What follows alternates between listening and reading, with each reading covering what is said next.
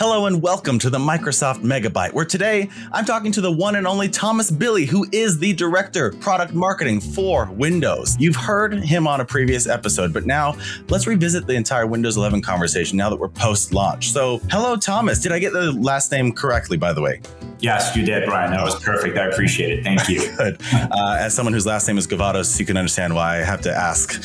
I can relate. So here we are. I don't know if you've noticed, but we're now in a post-Windows 11 world. How does it feel? It feels pretty phenomenal. I'm not gonna lie. You know, on the team, we've been working on this for the past year and a half. So to see it come to fruition, you know, to see all the retail executions, to see stores lit up with Windows 11 and see the Bloom image everywhere, just really makes me incredibly proud and excited. It's that point in time where, you know, we kind of hand it over and someone else brings it out to our end users, which is just a great experience. I know it's a lazy metaphor, but it does really feel like you've been in the kitchen for a long time, making up this incredible souffle, hoping people are going to like it. I mean, you know about it. You've taste tested it along the way. You're excited about it. And now, yeah, it's out there and you just have to see how everyone reacts to it. I mean, it must be, in a strange way, it must be a bit of an emotional experience to just let go and see what happens. Oh, it totally is. And on the day of launch, I will guarantee you there is multiple people within the sort of Redmond sphere that were on Twitter, on Reddit to see how people reacted. And honestly, there's some really, really incredible feedback and people are really positive. Sure, there's always going to be people who disagree with some of the decisions we made. But for a product at this scale, it's just impossible to make everyone happy. But the vast majority and you know, our core users are super excited, which just makes me really proud and happy. Yeah, well, I think so many of the features that are the benefits that are top level, things like discoverability and a sense of calm and recentering. I mean, those are such universal human traits that while it's true, of course, listen, I've been around for several Windows launches. You will never make everyone happy at the same time. But eventually I've noticed the trend of how quickly they come around to say they can never live another way. They could never go back. It's amazing how once you get used to these new innovations, it's hard to go back. And I think that's sort of the stamp of a really great OS and a really great user experience. Think of all the things you and I just couldn't do if we were using Windows 7 today. It's really phenomenal to think about that. It's not that long ago that was a really big, advanced, modern launch. And now with Windows 10 getting so used to all this stuff, you could never go back. And I think the same is going to be true with how Windows 11 has that customer experience first and foremost. Yeah, I very much agree. And I think, you know, some of the signs that you've designed created something that is right is when people, you know, not only adapt really fast, but used to and accustomed to and just expect it to be that way so very fast. I think that's a good indication. And so I very much agree with your sentiment.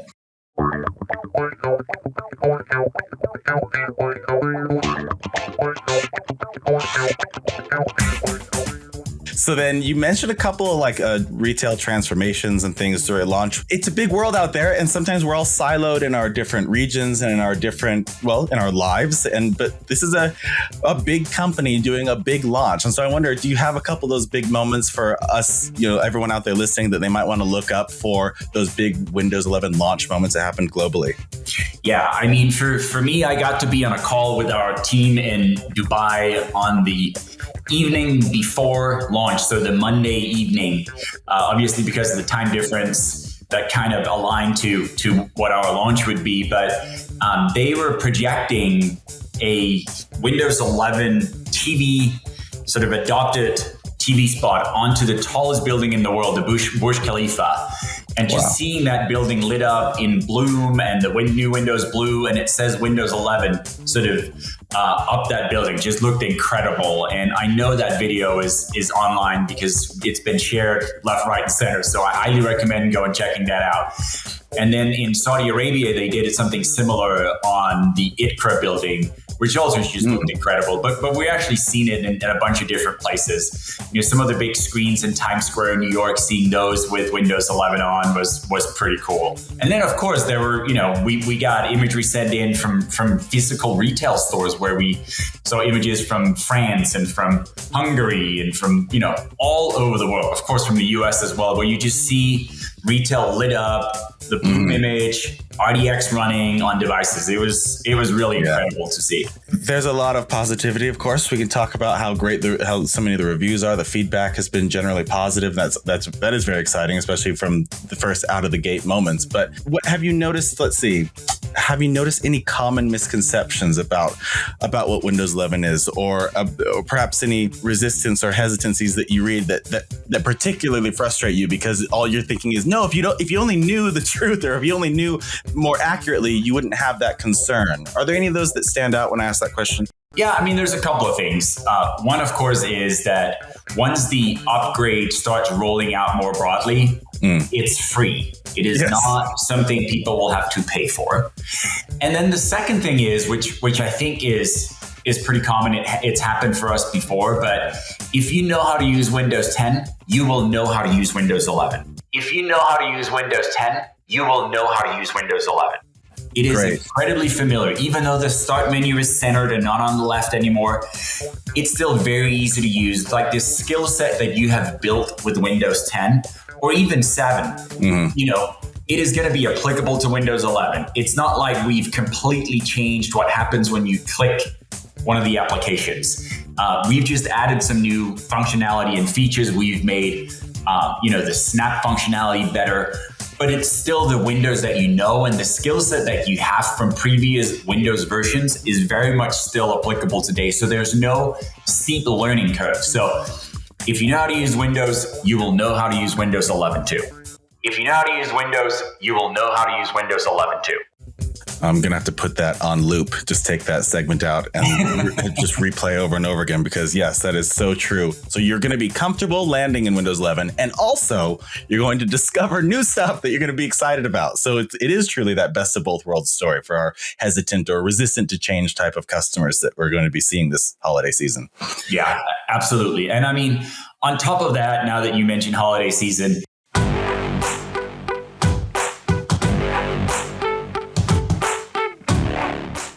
there are some incredible new devices out there. I mean, we've just recently seen what Surface is bringing to market that really light up some of those incredible Windows 11 features, as well as our OEMs, Dell, HP, Lenovo.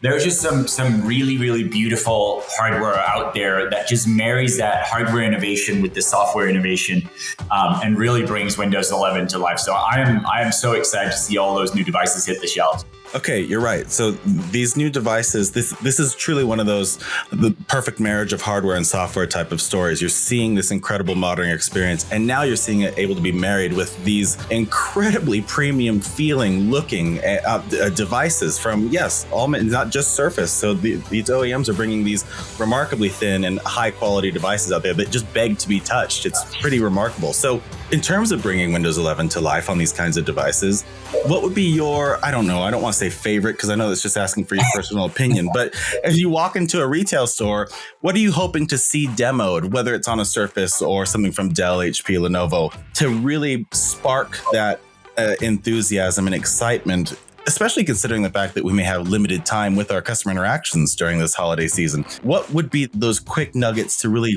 deliver the message of this is worth your time to care about? Yeah, I think there's a couple of things. First of all, it's just the new beautiful design, how it's calm, how we've removed distractions, because we're all spending so much time on our PCs. Yeah. I know we're moving into a less work from home world, but we're going to have this hybrid environment for a lot of people, be that people in part of the workforce or students or broad groups of people. So I think the first thing I would just say is experience it, see it, interact with it. And then I think we get down to sort of the feature level. I love the new snap features that are, for me, they're incredibly helpful. Personally, I work off a couple of monitors, so the undocking, redocking experience just saves me so much time.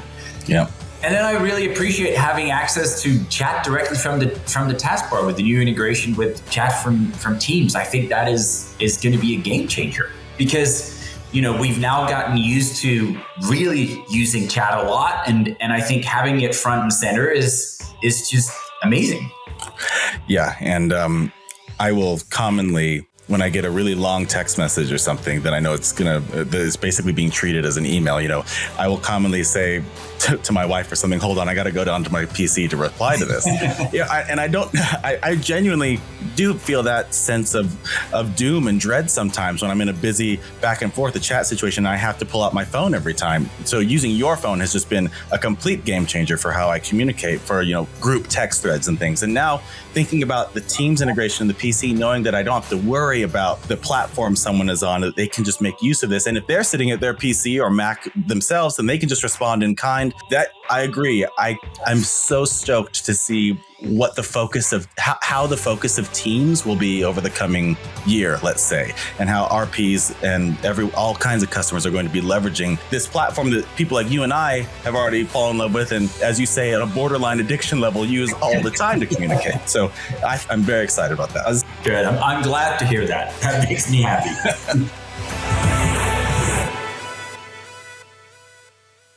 So I know this is ridiculous to ask, just we're mere weeks post-launch now, but I have you here on the podcast, and I would love to ask you, Thomas, what you're in the thick of it. You're in the stew every day. You're still back in that kitchen cooking. We know you're still cooking something. So what excites you about the future of Windows? I know you can't give away specifics, but just, what's the general vibe you feel about the coming year or so? Yeah, I mean, you're right. There's limits to how much I can share, but what I can share is, of course, we're working on upcoming updates to Windows 11. That's not a secret. Right. And we're going to see some enhancements, some improvements to some of the new features that I think everyone is going to be very, very excited about. I saw some of them very recently, and I was pretty blown away at how we're taking things that we already today think are great and just elevating them, making them easier, better to use, making the experience for end users more smooth and efficient. So I am very excited about what's to come. This definitely wasn't a kind of a one-off innovation move. Windows is back, and there's incredible things coming. Windows is back, and there's incredible things coming. Windows is back, and there's incredible things coming. You're giving me too many sound bites here. Well, Thomas, I don't want to monopolize your time. I know you jumped on here on this Monday to do this recording, so I really appreciate this Monday morning podcast recording. This is a special kind of person who's willing to do that. So we really appreciate it. And yeah, just thanks so much for your time. And if there's anything else you'd like to share with the field team, feel free. Yeah, thanks a lot. I'm always happy to jump on this podcast, of course. And I just want to say a massive thank you to all the RPs in North America. Like, as I said, we've now handed over Windows 11. It's now in your hands to go out and tell that story about this new product. So everyone in the sort of Redmond campus are just so thankful for all the hard work that's happening. We're heading into a busy holiday season that I know is going to be hectic for everyone. So just a massive thank you from everyone in Redmond. Excellent. Thank you so much, Thomas Billy. This has been the Microsoft Megabyte Podcast, a training tool for Microsoft field team members and sales professionals across the country, produced by Microsoft employees.